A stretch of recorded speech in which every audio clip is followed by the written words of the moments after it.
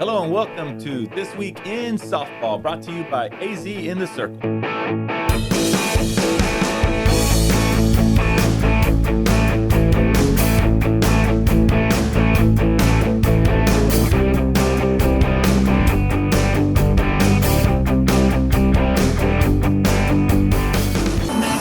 Hello, welcome to This Week in Softball. Javier Zuluaga, your host. We are going over week number 9 that just happened. We're down in Southern Arizona for Cienega's game against Flowing Wells. We got a great show planned for you. We have 3 segments. First segment, of course, our players of the week, and then the second segment, so we got this chair here. We're going to interview Coach Kelsey Harshman, the head coach of Cienega, and she's pretty much a Canadian national treasure. She played her college ball at Wisconsin. She led her all 4 years to the Big Ten. Career average of 369. Then she went on, played professional sports, AUSL, for the last 4 years. I think her last season might have been 2023 or 2024. She's a bronze medalist, Olympian, 2020 Tokyo Olympics for Canada. Her background is phenomenal. Her mom played for Wichita State, was on the Canadian national team as well. Her aunts played on the Canadian national team, Canadian soccer team. So it's going to be a great interview. We're going to have a great game, and then after the game we'll also interview a couple of the players, and then we'll do our last segment with our mentions. Okay, we're back. We're here to announce the players of the week for week number 9 last weekend. First of all, we got to start with the freshman player of the week. AZ in the Circle's freshman player of the week from Howard University, Amirah Lenon. She also was selected as the MEAC freshman player of the week. The freshman helped her team go 3-0, so good job, Amirah. On the weekend, she hit 778, had 1 RBI, 7 runs, and 3 stolen bases. So once you get Amirah on the base, you can guarantee she's going to be on second before you know it, and she might even steal third and home.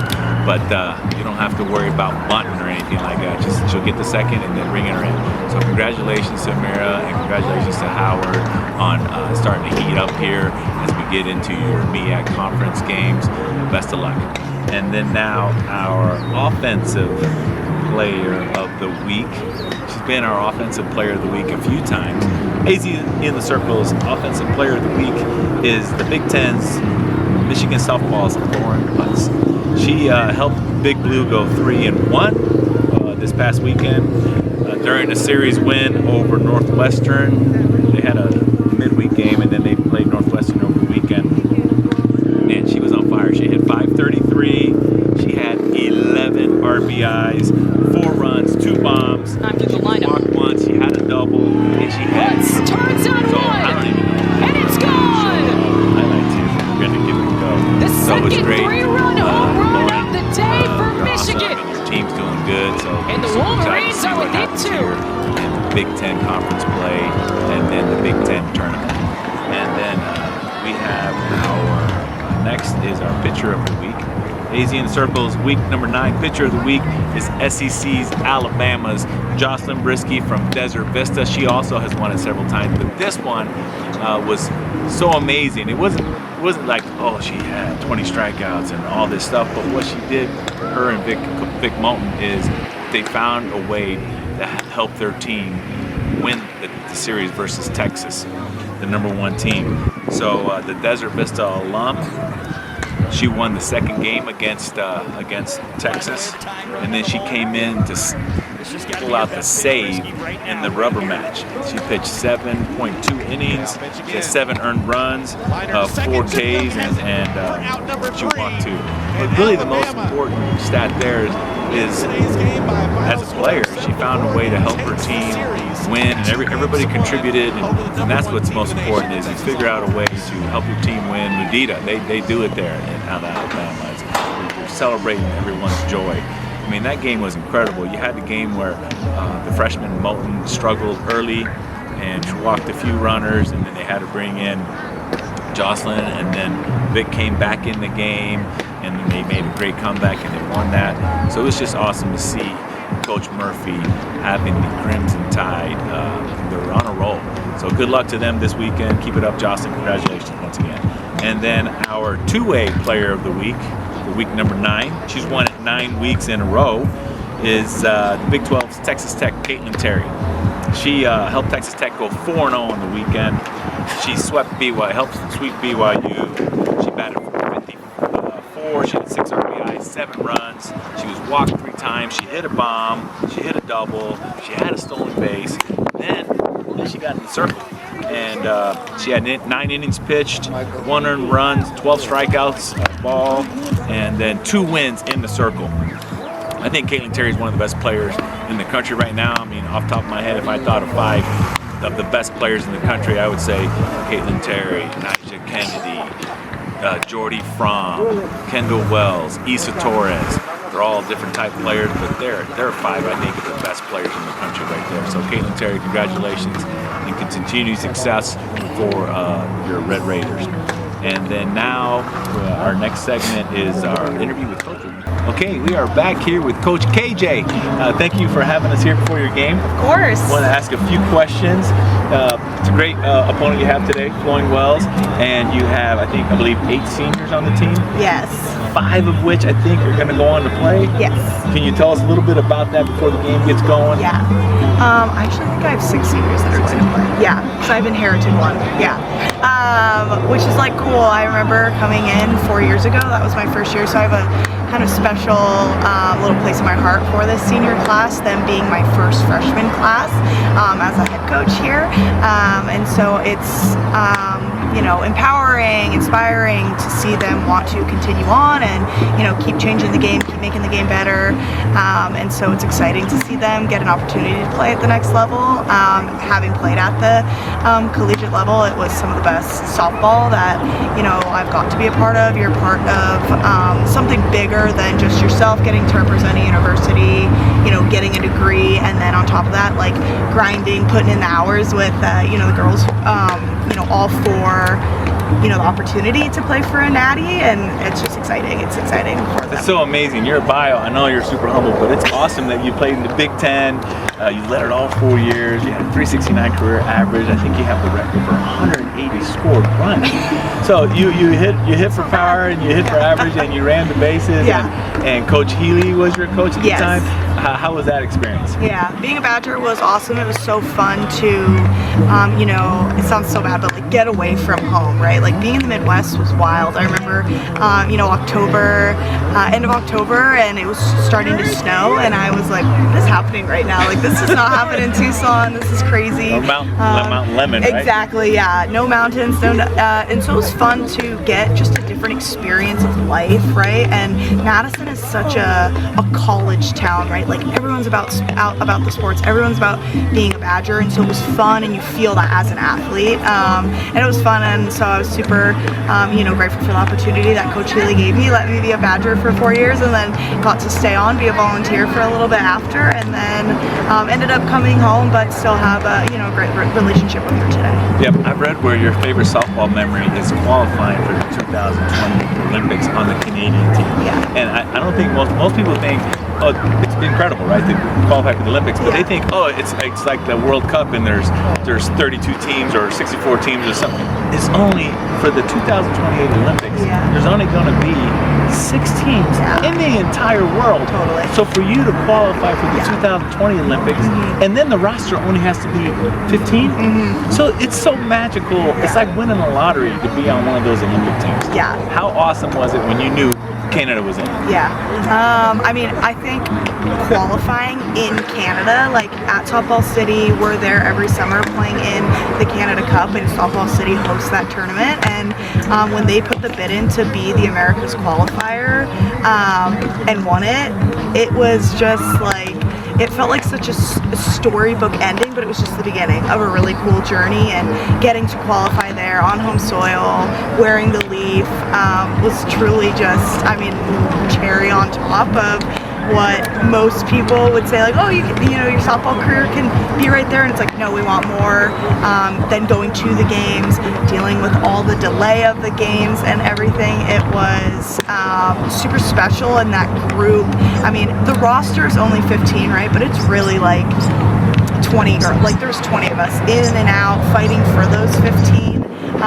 That 15-man spot, and so those 19 other girls that I did that journey with, like, I will never experience or live in those moments with them ever again. And so I think that's what I cherish so much of, we did this really cool thing, but we did this really cool thing, you know, and then we got to come home with a medal too. So not a lot of people get to say that, yeah. And then last question here, you gotta get busy. No, you're good. Okay, so you're this national treasure, you played at every single level, professional AUSL for 4 years, and you've kicked butt at every level. So now you come home, right, and you want to stay home. So the best, because I've seen these college coaches, right? Yeah. In order to get to a head coach, you got to pay the price and travel here, travel there, switch teams. Yeah. So you opted for, no, I love this place, I want to stay here. Yeah. So here's my question. You see a high school team, and it's got from your high school players that barely play a little bit to the ones that are like Yarger just joined your team to play. I mean, she had to sit out for the half season and she started to play. She's one of the best third basemen, not only in Arizona, but in the country. How do you as a coach process all that and know, hey, my big picture is I got to develop these girls to the next level, whatever that next level is for them, whether it's be a great student athlete or be a great student, or how do you manage that? Knowing what you know as a great talent. Yeah. I think what's so unique about high school sports and just high school in general, like it's such a trying time for especially like young girls, right? Like the ages of 14 to 18 are like crazy. Like the experiences, the emotions, and everything that you go through, and then when you get the opportunity to play and compete in sport during that, there's added emotion, there's added pressure, there's added this on top of I gotta maintain my grades and I want to have a social life and I want to do this and you know. But I think what we really try to do here, especially like on staff, of yes, we're like developing athletes, but like what kind of humans are we then sending out into the world? Because being a really good human takes you a really long way, you know, in every aspect. Whether that's going to be a student athlete, going to be a student at, you know, college. Maybe you're not going to college and maybe you're joining the workforce right there, doing something, but like finding out what path does each kid want. Can we help them, you know, aid and advocate for that path? And I think that's the coolest piece of just being at the beginning of what could be like the rest of someone else's life. And I think that is what makes high school coaching so fun, right? There's tons of opportunity to do club and not lots of opportunity to do college, but like this, I get maybe 4 months to try to impact as many lives as I can, not just, you know, hey, we're trying to throw this little ball around, hit this ball around the field, but like, what are we doing to become a better human? And I think that's just the message right there of what humans are we sending out, you know, in the world after that, for sure. Amen. It's a great mission. So, going back to how we started this interview, you said it's a full circle moment for you because you started coaching when your seniors are now freshmen. You know, what have been top of mind, some of the best memories you've made or relationships you've made throughout those 4 years with this group of seniors? Yeah. Oh man, they're so fun. I'm so proud of them. I'm gonna miss them so much. I want to get emotional now. That's for like 2 weeks. That's senior day. But I think it's just so cool. Like coming in, and I inherited the program. There was like 14 players returning, right? So you come in and everyone's like, oh, like what are you gonna do? You already have 14 kids, and it's like I have to take you have to take freshmen because you have to develop year in and year out, right? So I was like, I'm taking all 5 freshmen because it's gonna pay off for me in year 2, year 3, and now year 4, and that gamble of taking the 5, I've inherited some, you know, but taking them and now them being the leaders that like we need them to be on the field, especially at practice, you know, leading in and out of the drills, showing them, you know, how to communicate, how to be a great teammate, not just like the physical piece of softball, right? There's so much more, right? Because it's not 9 individuals playing out there. It's the quickest, hey, how do we play as a team and not play as individuals? And I think that is something that I'm really proud of as seniors. It takes a lot to come in to a program, and you, from club ball, it feels very individualized and whatnot. Oh, I have to do this, I have to do this. But they've really embraced that journey, I think, and now are super awesome humans, and I'm super proud of them for that. Mission accomplished. But then on top of that, just like leading the program better than they found it, and I think that is something that, like as a senior, that's something you want, and I can see it as a coach, and so that makes me just even more proud of them. Well, thanks for making time, Coach KJ. Good luck in the game. Yeah, thank you. We look forward to interviewing a couple of your players after the game, after they come down. Yes. They're high, adrenaline. Yeah, it'll be good. Thanks, Coach. Hello, I'm Javier with AZ in the Circle. We are back, week number 9. We are here with Kylie Bristol at Cienega High School. She's a Nevada signee, so congratulations with that. Thank you. Yep, congratulations on the big team win today. Yeah. And speaking of Nevada softball, they're in second place right now in the Mountain West, just behind GCU. I think GCU is 10-1. They're like 8-2. But Nevada just took them in a series here up in Phoenix. And you're down here in Southern Arizona. Did you happen to go to the game? Oh, I did. I was definitely there. Yeah, And you have a teammate, Alexa Yarger, that's Yeah. going to Grand Canyon. And you guys, so did you guys go up together? No, we didn't drive up together, but we did watch the game together. You guys sat together? Yeah. It's probably a good thing that you didn't drive up together, because that would have been, you would have had, bragging rights. Well, you do have bragging rights for you. Yeah. Oh my goodness. How excited are you to go to Nevada? I'm so excited. It's so fun watching their team play. Their team culture is unlike any other softball team that I watch in college right now. Good. And then you played Flowing Wells today, and then you have a 2-game series against them. You were the pitcher 2 days ago. Yeah, on Tuesday. Yep, and you guys won that too as well? Yeah. Okay, good. And then lastly, hey, you guys think are ranked like 10th in 5A. What's it looking like for the playoff run? Are you excited about it? Because you guys are pretty stacked. Yeah. You got a great coach and that can win games. Coaches need to win games. Sometimes they're messing with it too early, but she's got all the credentials to take you guys far if you guys put together a run. What do you think? Yeah, I'm so excited for our state playoff run. I think we are going to make a great run. I think we're kind of like an underdog coming in. We're like at 10. We've had some really tough competition in the beginning of the season, and it's kind of a newer team. So I think our team camaraderie is grown so much from the beginning of the season till now, and I think that bond that we've built so far through the season is really going to take us far throughout the rest of the playoffs. Good. Well, Kylie, thank you for making time after the game. Again, congratulations and good luck with the rest of the season. We'll be keeping an eye on these Southern Arizona softball playoffs. We'll see how when you guys meet up there, maybe it's going to be exciting. Yeah, so best of luck. Okay, now we're back. Cienega first baseman stud, Micaela Valenzuela, going to the University of Northern Colorado, the Bears. How excited are you to go there? I'm super excited. I can't wait. Yeah. Just this past weekend, Krista Fracia she's from Surprise, Arizona, Paradise Honors High School.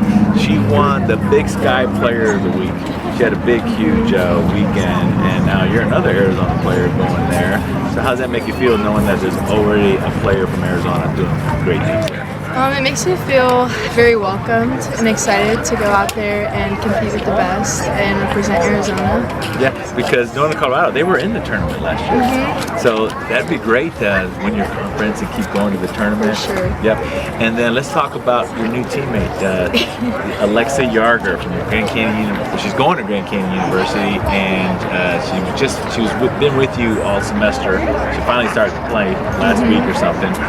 You guys were teammates just last summer on Arizona Rising 18 GNR.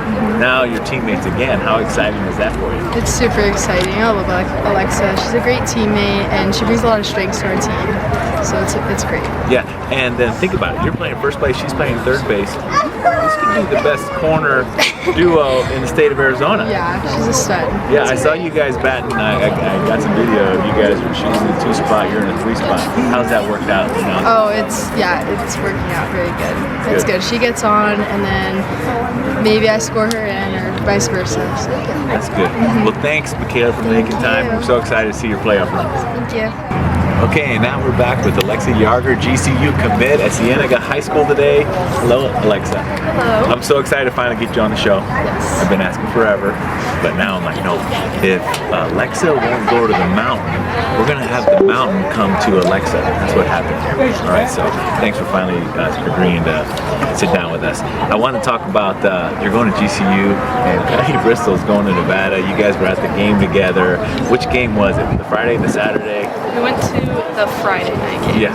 And how was that? It was super fun, honestly. Like having that competition between each other. So the next one will be fun. Yep. And I heard you guys didn't drive up together. That's kind of good because. All right, good. And then the next thing I want to talk about is with Coach KJ, right? She's played at every level. Great high school, Wisconsin, awesome, in the Olympics, and AUSL. So how's that been, having you going to the next level, having a coach like that can coach at any level that she needs to coach? How's that experience been for you? Honestly, it's been really awesome because like she can teach me the little things, and like it's an honor to play for like one of the best coaches there is. So it's been really good. Good. And then another teammate, we're talking about another teammate, Micaela. You guys played together last summer for Arizona Rising, 18U GNR. And yeah, she was at first base, you were at third. Now you're back again, reunited. How has that been? How's that experience for you been? Knowing some familiarity when you come to a new high school this semester. It's been really good, like being able to come and have a few friends. It's been a lot of fun. That's good. And then you guys got a good team. We do. And what are you excited for the, you're getting deep into the region, maybe I think 5 or 6 games left? Yeah. And then how excited are you for playoffs? Super excited. Actually, we can make a really good run. We're starting to finally like click and come together as a team. We have great pitching, great hitting, great defense. So good. Really Well, good. Alexa, thank you for making this happen. And good luck to you. We'll keep watching. Awesome. Thank you. Yep. Okay, and we are back, Javier, with AC in the Circle, week number 9. This is the last part of our show, the mentions. It's become one of my favorite parts of the show.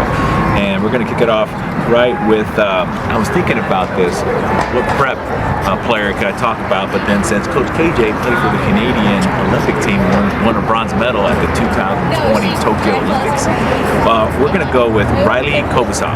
She is a 2028, class of 2028. She's got a 4.0 GPA, and she's on Canada's U15 national team. We got some video of her at the GCU hitting camp, hitting clinic, and you can see she's got some power, and she's just hitting bomb after bomb after bomb. So if you're looking for a corner, second baseman, girl athlete that can hit with power, and she's in a great organization, Arizona Rising Fast Pitch.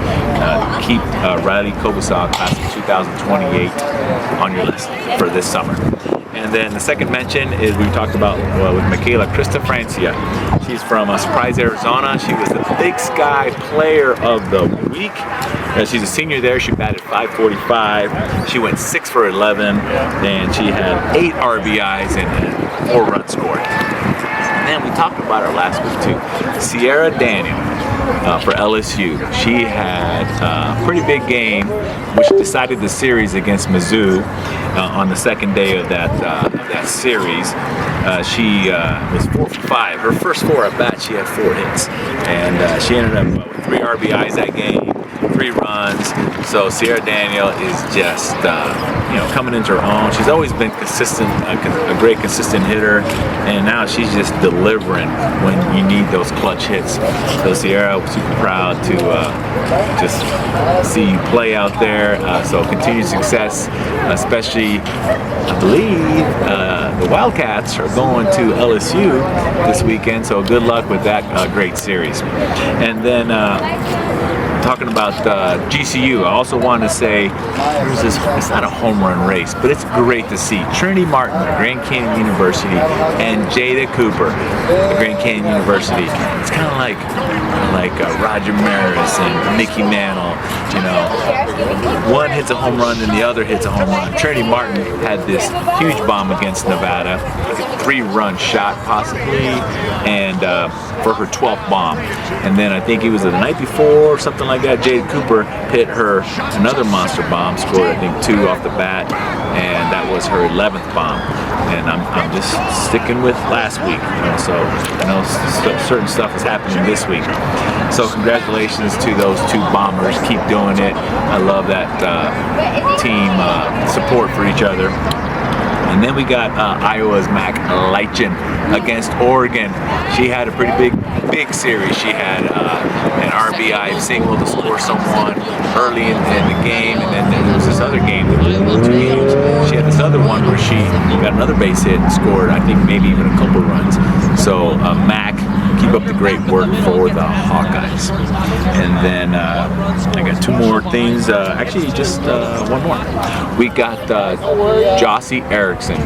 She just hit her 17th bomb. It was against Mississippi State, trying to make a comeback in that game. It was a 3-run bomb versus Mississippi State. Jocey Erickson doing great things for the University of Florida. So go Gators. And we're on the last, I think, 4 or 5 weekends of the season.